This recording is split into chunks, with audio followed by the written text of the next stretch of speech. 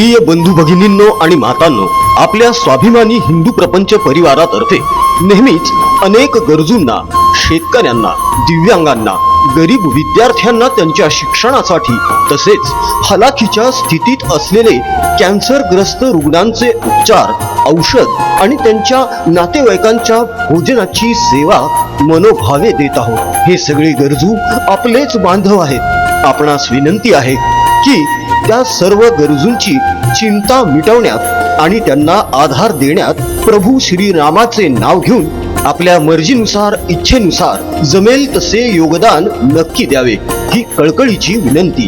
Video बघणाऱ्या प्रत्येकाला तेजस तुंगारचा मनापासून सप्रेम जय शिवराय, सप्रेम जय श्रीराम. मित्रांनो, भावांनो, बंधूंनो, भगिनींनो, मातांनो, सुरुवातीलाच तुम्ही आपल्या स्वाभिमानी हिंदू प्रपंच परिवाराच्या कार्याची व्हिडिओची जी झलक बघितली, ते सगळं कार्य सगळ्या पद्धतीनं आपलं सुरूच आहे. आपण आधीपासून करत आलेलो आहोत, इथून पुढेही आपलं ते सुरूच राहणार आहे. तेव्हा त्याला प्रतिसाद द्या, हे कळकळीचं आवाहन करू. आजच्या मूळ मुद्द्याला, मूळ विषयाला सुरुवात करू. शीर्षक अनेक जणांना थोडं अचंबित करणारं वाटत असेल की भुसेंनी थोपटले दंड आणि भोंग्याला बसला दंड. आता तुम्ही विचार करत असाल की बाबा भोंग्याला काय दंड बसला, असा कसा दंड बसला? बिचारा भोंगा आधीच आजारी आहे, कॅन्सरग्रस्त आहे. कमाल आहे, मला खरंच कमाल वाटते. या माणसाची कमालच आहे बॉस. म्हणजे तुम्ही बघा, ह्यांनी स्वतः जाहीर केलं होतं की इथून पुढे 3 महिने मी सामाजिक आणि राजकीय जीवनातून अलिप्त होतोय, वेगळा होतोय. मला थोडे एक आजार जडलाय, माझ्यावर उपचार चालू आहेत, त्यामुळे आता 3 महिने मी कोणात मिसळणार नाही, असं हे बोलले. आणि महाराष्ट्राने सुटकेचा निश्वास टाकला की चला, किमान 3 महिने तरी आता हा माणूस आपल्याला चॅनलवर दिसणार नाही. म्हणजे न्यूज बघता तरी येतील किमान. कारण न्यूज लागली तर आपल्याकडे जे चहा बिस्किटवाले ह्यांनाच दाखवतात प्रामुख्यान, आणि मग लगेच चॅनल चेंज होतं. खोटं असेल तर कमेंटमध्ये तुम्ही सांगा की नाही नाही, आम्हाला राऊत आवडतात, आम्ही राऊत बघतो. एंटरटेनमेंट म्हणून सुद्धा बघावं वाटत नाही ह्यांची भाषणं किंवा ह्यांचं बोलणं. इतकं ते फालतू आणि बेताल असतं. ह्या बेताल बोलल्याने उबाठा गटाचा ऱ्हास झालेला आहे. ह्या बेताल बोलण्यामुळेच उबाठा गट रसा तळाला गेलेला आहे.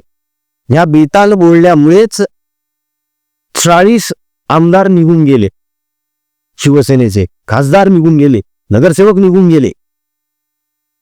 आज महाराष्ट्रामध्ये अनेक ठिकाणी महानगरपालिकांमध्ये भोपळा दटलाय, भोपळा उबाठाला. ते ह्या बेताल भोंग्यामुळेच. मात्र हे बेताल बोलणं अंगलट सुद्धा येत असतं. तरी बरं, 100 दिवस जाऊन आलेले, पिठलं भाकरी खाऊन आलेले तुरुंगातली. अर्थात पिठलं आणि भाकरी तिथे मिळत नाही, हे म्हणण्यापुरतं असतं. अत्यंत गलिच्छ जेवण असतं तिथे. पण ह्यांना म्हणे घरून डब्बा जायचा रोज. जाताही असेल बाबा. आता एवढे 700-750 मराठी कुटुंब यांनी देशोधडीला लावले पत्रा चाळीचे. त्यात 1400 कोटी रुपये खाल्ले. 1400 कोटी रुपये असताना रोज भांडूपवरून आर्थर रोडला गाडी पाठवायला काय प्रॉब्लेम आहे ना? 3 टाइम दिवसापली. त्याच्यामुळे घरूनच आला असणारे डब्बा. मातोश्रीवरून गेला नाही एवढं मात्र कन्फर्म आहे. कारण त्या 100 दिवसांमध्ये उद्धवजींनी एकदा देखील भेट दिली नाही यांच्या घरी जाऊन. यांच्या आईला म्हणा किंवा भावाला म्हणा, काहीच नाही. उद्धव हे जसे तुरुंगात गेले तसे उद्धवजी बॅकफुटवर होते. असो, हरकत नाही.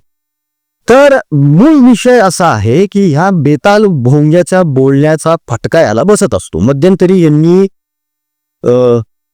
असं बोलले होते की काय, या कामाक्षी पुऱ्यातल्या बायकांपेक्षा वाया गेलेले म्हणे हे शिंदे सेनेचे नेते आणि भाजपचे नेते.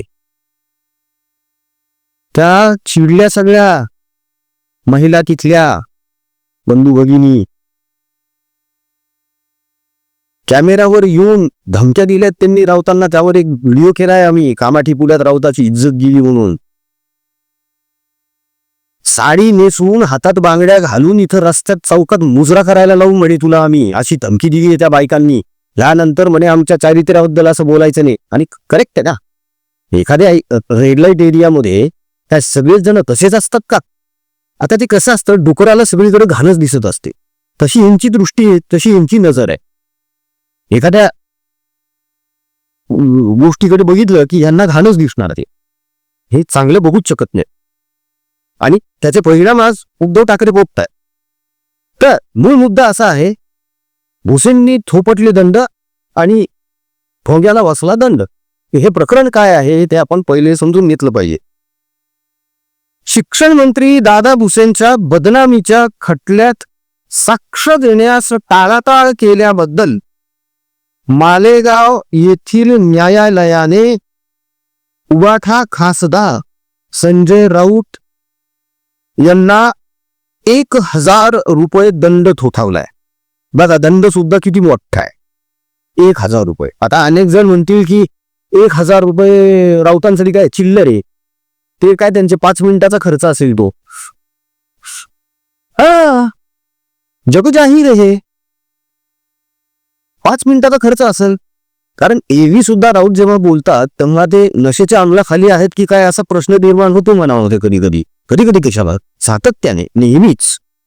हे बोलायला लागले की वाटतं हे एकतर मारून आलेले किंवा लावून आलेले. सुट्टा वीड म्हणतात त्याला स्टँडर्ड भाषेमध्ये, आणि बोली भाषेमध्ये गांजा. बरेच जण यांना गांजा राऊत सुद्धा म्हणतात. असं आपल्याला काय करायचं त्याच्याशी, काही पिऊ द्या, काही खाऊ द्या, आमच्या काय बापाचं चाललंय. तर बेताल बडबड केलेली आहे. दादा भुसेंनी असा भ्रष्टाचार केला, आणि दादा भुसेंनी तसं केलं, दादा भुसेंनी हे केलं, दादा भुसेंनी ते केलं. सुनील देवरे नावाचे एक जण आहे, त्यांना यात साक्ष द्यायला बोलवलं. दादा भुसेंना साक्ष द्यायला बोलवलं मालेगाव कोर्टानं. दादा भुसे गेले. दादा भुसेंच्या साक्षीची नोंद झाली. त्यानंतर या प्रकरणामधले आणखी एक साक्षीदार सुनील देवरे यांना कोर्टाने बोलवलं साक्ष देण्यासाठी. त्यांची साक्ष नमूद करण्यात आली आणि नंतर भोंग्याला सांगण्यात आलं की तुमची साक्ष नोंदवायची आहे या मालेगावला. भोंगा गेलाच नाही. आता तुम्ही म्हणाल भोंगा घाबरला का? 1000 रुपये ते काय घाबरणार आहेत, किंवा साक्षीला काय घाबरणार आहे? तिथे जाऊन काहीतरी फालतूच बोलले असते हे. पण प्रचार चालू होता ना इकडे महानगरपालिकेचा मुंबईमध्ये, त्याच पिरियडमध्ये प्रकरण हे म्हणून गेले नाहीत. पण कारण काय सांगितलं ते फार मजेशीर कारण आहे बॉस, अत्यंत मजेशीर कारण सांगितलेलं आहे. काय तर म्हणे मला एका गंभीर आजाराचं निदान झालेलं आहे आणि मी सध्या त्यावर उपचार घेत आहे, त्यामुळे मी काही येऊ शकत नाही. आता मला एक प्रश्न पडला तेव्हा त्यांचं हे स्टेटमेंट ऐकून की मला आजार जडलाय आणि मी साक्ष द्यायला येऊ शकत नाही. तुम्ही संभाजीनगरला येऊन सभा घेऊ शकता प्रचाराच्या, तुम्ही नांदेडला जाऊ शकता, परभणीला जाऊ शकता, तुम्ही कोकणात जाऊ शकता सभा घ्यायला. तुम्हाला साक्ष द्यायला मालेगावला येता येत नाही. प्रचाराच्या सभा घेत असताना तुम्हाला आजार नाही येत, फक्त साक्ष द्यायची तेव्हाच तुम्हाला आजार आठवतात का? हे माझ्यासारख्या एका अल्पमती माणसाला पडलेला प्रश्न आहे. तर तो जो खुर्चीवर बसलेला जज आहे त्याला हे काय कळत नसेल का? अहो, पोलीस म्हणा किंवा जज म्हणा, माणूस समोर उभा राहिला ना नुसता, तर त्याची देहबोली बघूनच हे लगेच क्लिअर होतं या लोकांना की हा दोषी आहे की नाहीये. जज आहेत ते, परीक्षा लिहून बसले हो. तुमच्यासाठी खरडे घाशी केलेली नाहीये त्यांनी, गाड्या पुसल्या नाहीयेत त्यांनी मातोश्री बंगल्यावर म्हणून गाड्या पुसून संपादक झालेत अशाचा प्रकार नाहीये. परीक्षा दिल्या, प्रॉपर परीक्षा जज होण्याच्या, ते सुद्धा 4-5 वर्ष वकील शिक्षण घेऊन, लॉचं शिक्षण घेऊन. मग त्यांना कळत नसेल का हे खोटं बोलतोय म्हणून? कळतं खोटं बोललेत म्हणून. मग एक माइंडसेट तयार होतो माणसाचा की अरे हा टाळतोय, हा खोटं बोलतोय, याचा अर्थ काहीतरी नक्कीच गेम आहे. आणि मग जर केस फिरली, केस अंगावर जर आली, तर मग बॉम्बा मारायचा, विरोधकांची चाल, विरोधकांची चाल. आदित्य ठाकरेंच्या बाबतीत काय हेच आहे. गेली 4-5 वर्ष टाळाटाळ चालू आहे. कोर्ट कितीतरी वेळा बोलून झालंय कोर्टाचं, हायकोर्टाचं. हे गेले नाहीत.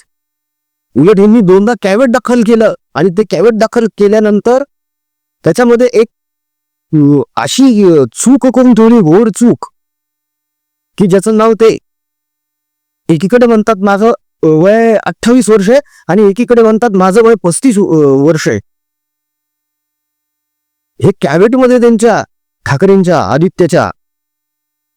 आता हे घोर आहे. हे न समजायला त्या खुर्चीवर बसलेले हायकोर्टाचे जज मूर्ख नाहीत का? गेली केस सुप्रीम कोर्टामध्ये. चालू आहे प्रचंड प्रमाणावर घडामोडी सुरू आहेत बॅकग्राऊंड मध्ये. आपल्याला वाटतं की होत काही नाहीये, होत काही नाहीये, म्हणून होत आहे सगळं काही.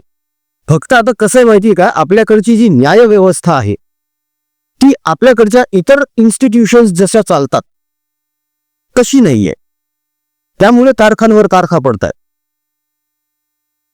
अहो 52 तर रविवारच. सणवार किती आहेत आपले, विचार करा ना तुम्ही. यावर एक सविस्तर व्हिडिओ उद्या तुम्हाला बघायला भेटणार आहे की आपल्याकडे हे तारखांवर तारखा का पडतात कोर्टामध्ये आणि संजय राऊतांसारख्यांना त्याचा कसा फायदा मिळतो हे उद्याच्या एका व्हिडिओमध्ये आम्ही दाखवणारच आहोत. मात्र तुर्तास आज एक गोष्ट तर बरी वाटली, 1000 रुपयाचा का होईना दंड बसला दंड. झालं, मनामध्ये आलं जजच्या की हे माजण्यासारखं करायले, बसला दंड, बरं झालं. प्रश्न 1000 रुपयाचा किंवा 1 रुपयाचा नाहीये, प्रश्न दंड बसण्याचा. गेली इज्जत कोर्टामध्ये, गेली इब्रत कोर्टामध्ये. आणि उद्या चालून जर या प्रकरणामध्ये अब्रू नुकसानीचा दावा दादा भुसे यांनी जर मोठ्या प्रमाणावर ठोकला आणि केसचा निकाल जर यांच्या बाजूने लागला तर मग काय करणार इथे? अवघड आहे सगळं. पण यांनी मोठे मोठे वकील ठेवलेले असतात म्हणे, असं तसं. अरे गेली ना बाबा इज्जत. तुम्ही विचार करा, एखाद्या सर्वसामान्य माणसाच्या घरामधला एखादा मुलगा किंवा एखाद्या सर्वसामान्य माणसाच्या घरासमोर पोलिसाची गाडी जरी येऊन उभी राहिली तर गल्लीतले सगळे लोक काय विचित्र नजरेनं बघतात तुमच्या आमच्या सारख्यांच्या घराकडे. पण यांना लागा नाही येत. हे तर तुरुंगात जाऊन आलेले, सर्टिफाईड आहेत हे गुन्हेगार. त्याच्यामुळे काय चिल्लरे म्हणे, 1400 कोटी पचवले मध्ये हे दादा भुसे काय प्रकार त्यांच्यासाठी. असा ऍटिट्यूड आहे या लोकांचा. पैसा प्रचंड आहे, खूप खाल्लेला आहे. आता ते घालवायचं कुठं, तर चला इकडे घालून टाकू बाबा, काय प्रॉब्लेम नाही, असा विचार करून जगणारी माणसं आहेत ही. कारण ही बेशरम आहे, निर्लज्ज आहे, कोडगी आहे. कदाचित म्हणूनच हे असे आहेत. म्हणजे राजकारणात गेल्यावर माणूस बिघडला असं नसतं. बिघडलेले अनेक जण राजकारणात आहेत असं म्हणणं जास्त रास्त ठरेल. बाकी या बाबतीत तुमचं काय मत आहे कमेंटमध्ये आम्हाला नक्की कळवा. आमचा कमेंट बॉक्स तुमच्या प्रतिक्रियांची वाट बघतोच आहे. तेव्हा पटापट कमेंट्स करायला सुरुवात करा. जाता जाता परत एकदा विनंती आहे मित्रांनो, सुरुवातीला जो व्हिडिओ तुम्ही छोटासा बघितला आपल्या प्रपंच परिवाराच्या कामाच्या झलकेचा, ते अविरत कार्य सुरू आहे. कॅन्सरग्रस्त रुग्ण, त्यांचे औषध उपचार, त्यांच्या नातेवाईकांच्या अन्नाची व्यवस्था, त्यांच्या गरजू ज्या दैनंदिन गरजा ज्या आहेत त्यांच्या त्या पुरवण्याकडे आपण भार देत आहोत. सोबतच शेतकऱ्यांसाठी आपण काम करतोय. अनेक जण असे आहेत जे आजही खूप अत्यंत हालाकीच्या परिस्थितीत आहे. आपल्याला परत एकदा किराणा सामानाचं वाटप करायचं आहे किट्स बनवून. गेल्या वेळेस जसं केलं होतं तसं यावेळेस फक्त किट्सची संख्या आपल्याला वाढवायची आहे. आपल्याला त्यांच्या विद्यार्थ्यांसाठी त्यांच्या मुलांच्या शिक्षणासाठी म्हणजे त्या विद्यार्थ्यांसाठी सुद्धा कार्य करायचंय. त्यांचं गणवेश, वह्या, दप्तर, पुस्तकं नाहीच काय तर किमान 2 पेन तरी घेऊ बाबा. परीक्षा आहेत तोंडावर आता. तेव्हा या सत्कर्मामध्ये ज्याला ज्याला जे जे शक्य आहे ते यथाशक्ती तुमच्या इच्छेनुसार, मर्जीनुसार दिल्या गेलेल्या GPay फोनपे क्रमांकावर सहकार्य निधी अवश्य पाठवा मित्रांनो. कारण एवढी मोठी यंत्रणा राबवणं हे जिकिरीचं काम आहे आणि आपण सातत्य ठेवलेलं आहे आपल्या कामामध्ये. त्यामुळे वारंवार आवाहन करावं लागतं. तेव्हा प्रभू श्री रामाचं नाव घेऊन मन मोठं करून या सत्कर्मात सहभागी व्हा, एवढंच कळकळीचं आवाहन.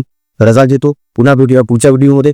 जय हिंद, जय महाराष्ट्र, वंदे मातरम, जय शिवराय, जय शंभूराजे, जय भवानी, जय जगदंब, भारत माता की जय. जय श्रीराम. रघुपति राघव राजा राम, पतित पावन सीताराम. रघुपति राघव राजा राम, पतित पावन सीताराम. रघुपति राघव राजा राम, पतित पावन सीताराम. सुंदर विग्रह मेघ श्याम.